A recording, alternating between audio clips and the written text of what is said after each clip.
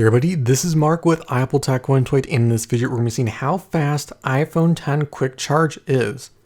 So with the iPhone 8 and 10, Apple introduced quick charging, and along with this special USB-C to Lightning cable, we can get some pretty fast charging times.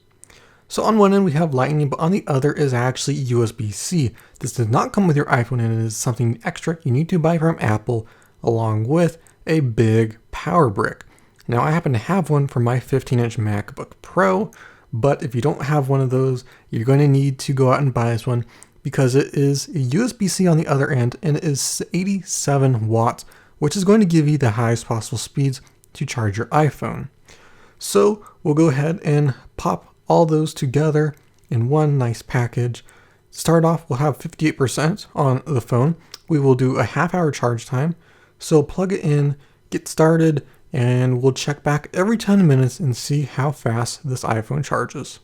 So 30-minute timer is going. Let's see how it does. So 10 minutes in, we can see that we have 66%.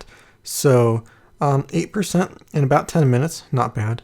20 minutes later, we now have 75%. And then half an hour at the end, we have 84%. So in total, this is about 1% per minute, more or less. So you could expect to charge your phone in like a little over an hour and a half. It's completely dead, which is actually pretty great. But there you go. That is the quick charging on the iPhone 8 and 10. It's really fast.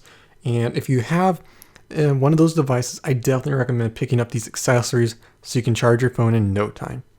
But that's it for this video. Thank you for watching. As always, if you liked it, leave a like and hit the subscribe button for more videos like this. This is Mark, and I'll see you in the next one.